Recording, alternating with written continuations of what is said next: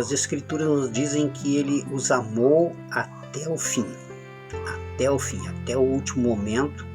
Jesus demonstrou seu amor por seus discípulos.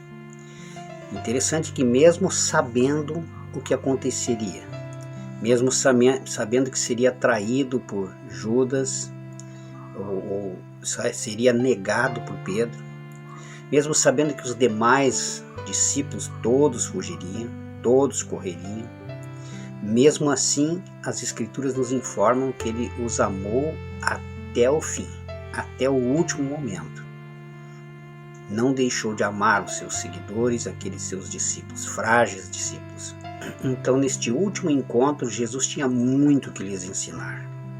Talvez o que de mais importante existia, ele passou a ensinar seus discípulos neste momento. Havia entre os 12 discípulos muita contenda, muito descontentamento, e havia até mesmo disputa entre eles. O clima não era dos melhores naquela ceia. E a rivalidade entre eles de qual deles seria o melhor, qual deles seria o líder, qual deles seria o mais importante, realmente havia magoado o coração de Jesus. Aparentemente, tudo que ele havia ensinado, parece que os discípulos não tinham entendido. O pedido de Tiago e de João, de um sentar à direita de Jesus e o outro à esquerda, havia causado indignação no coração dos demais apóstolos de Jesus. Interessante que esse registro está em Marcos capítulo 10, os versos 35 a 37, que eu gostaria de ler. Nos diz o texto bíblico: Então, se aproximando dele Tiago e João, filho de Zebedeu, dizendo-lhe: Mestre, queremos que nos concedas o que te pedimos. E ele lhe perguntou: Que quereis que vos faça? Responderam-lhe: Permita-nos que na tua glória nos assentemos um à tua direita e outro à tua esquerda. Um pedido bastante ousado, não é verdade? Interessante que o mesmo texto em Mateus, capítulo 20, verso 20, nos informa que foi a mãe deles que foi pedir para Jesus. Eles pediram que a própria mãe intercedesse a Jesus para que um estivesse à sua direita e outro à sua esquerda. Jesus disse: olha, vocês não estão entendendo nada. Vocês não estão cientes do que vocês estão pedindo. E esse era o clima que estava entre eles naquele momento. Um clima bastante pesado, um clima de rivalidade, um clima de contenda entre os íntimos seguidores de Jesus, aqueles que seriam os alicerces da igreja cristã. Portanto, quando os discípulos entraram naquela ceia, o coração deles estava cheio de ressentimentos e mágoas. E agora surgia uma outra causa de dissensão.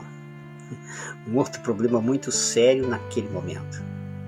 Numa festa, num encontro como aquele, era comum ter ali um serviçal, ter ali um empregado, ter ali um servo que deveria lavar os pés dos convidados.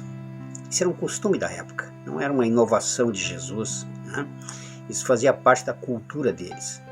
Como as ruas eram empoeirentas, um clima bastante quente, então era como aqui no Rio Grande do Sul, por exemplo, quando chega alguém visitando uma casa, a pessoa oferece ali um chimarrão, né? Seria mais ou menos como se estaria oferecendo um chimarrão para a pessoa.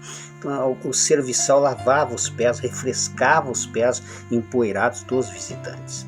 Então era papel normalmente que era feito por um escravo. As esposas faziam isso para os seus esposos, seus maridos. Filhos faziam com seus pais. E agora tudo estava preparado naquela cerimônia. A comida estava ali, o vinho estava ali. Porém, se depararam com este grande problema. Haviam esquecido, não sei porquê, qual a causa, mas talvez o próprio Jesus providenciou que assim não houvesse essa pessoa. Ali não estava o serviçal. E agora? Eles se perguntavam: quem dentre nós vai fazer o serviço agora? O serviço de lavar os pés dos convidados. Claro que, com toda certeza, eles estavam pensando lá no íntimo deles: eu não serei esse, eu não vou me limitar, me humilhar a tal ponto de ter que lavar os pés dos meus colegas aqui, afinal de contas, nós estamos no mesmo nível. Não vou baixar de nível, talvez pensaram eles.